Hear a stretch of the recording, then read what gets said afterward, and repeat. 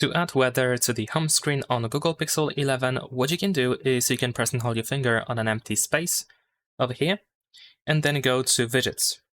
Now, once you open widgets, you might be able to find a weather widget straight away here in the featured category, but if not, we can also go to browse, and then in here you should be able to find, for example, the Pixel Weather app, or maybe if you use like another weather app, then there is a chance that it has a widget as well, of course. So in my case, I'm going to use Pixel Weather, and as you can see here, we have two widgets that we can use straight away. You can just pick whichever you would like to use. So let's say I'm going to use this one here. I can press and hold my finger on this widget, and then I can drag and drop it anywhere I want it to be. I can also try to change the size of that widget, so if I want to make it slightly bigger, there is no problem with that.